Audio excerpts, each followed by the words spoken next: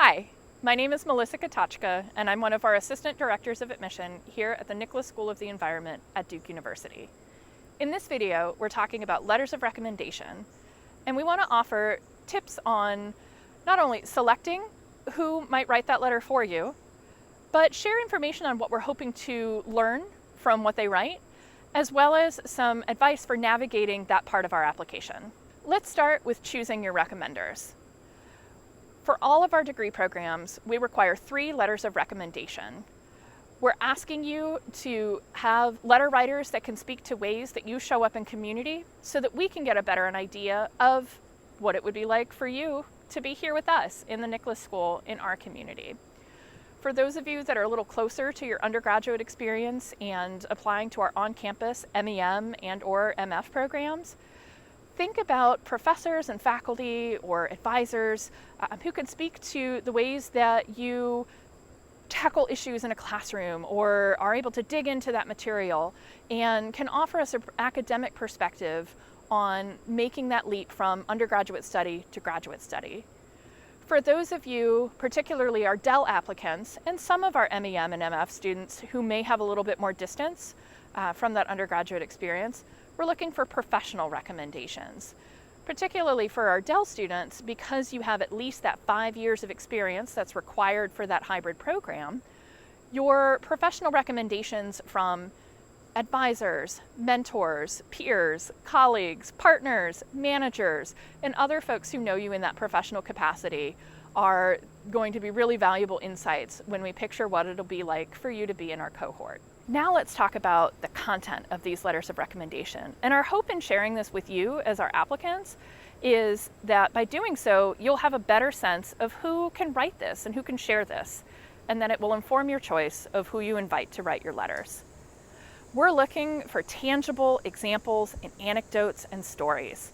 We're looking to hear not just that you were a great student or a joy to work with or tried really hard. We want to hear about how you did that. We're asking your letter writers to show rather than tell. It's so much more helpful for us as we review applications to read anecdotes and stories and examples of the ways that you showed up for that project or persevered through that particular circumstance or worked together with your team or whatever else it may be, than just telling us this student is very creative and nice. We're not looking necessarily for a laundry list of qualities. We're looking to understand what those qualities look like for you in your community and in the real world. Those are the kinds of examples that help us envision what it'll be like to have you here. We invite recommendation letters to be about a page.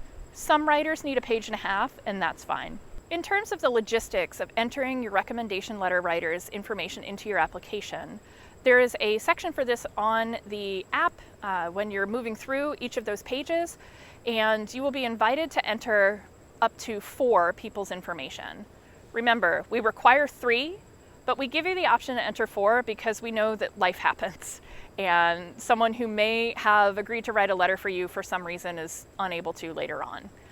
When it comes to entering their information, you'll be prompted to enter their name, how you know them, and their contact information.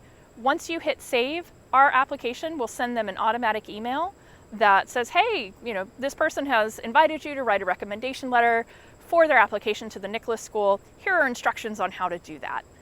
We do recommend that you talk to your recommendation letter writer before you enter their information so that they're not surprised by that email and so they can keep an eye out for it. Your application will not be considered complete until we have received all of the required materials, including your 3 letters of recommendation. You can go ahead and submit your application before your letter writers have done their part, and your letter writers can go ahead and submit their letters before you've completed your application. Make sure that you're communicating with your recommendation letter writers about which deadline you are applying to, and communicate with them about your timeline for submission so that they can work accordingly. Go ahead and view our other video on deadlines for more information on which deadline to choose. If for some reason your recommendation letter writer doesn't receive that email from our system, or if they need an extra nudge, you can send them a reminder through your applicant status portal. If you're not able to send that reminder through your applicant status portal, or that email is still not being received by your letter writer, send us an email at admissions@nicholas.duke.edu to let us know, and we'll find a way to make it work. We love reading letters of recommendation because it's a great way for us to get to know you from people in your community who can speak to the wonderful ways that you show up for them, and also help us imagine what it'll be like when you join us here at the Nicholas School. We also love to hear their perspective on the ways that our program will help you grow as a professional and as a person. We're excited to hear what they have to say, and we look forward to reading your application.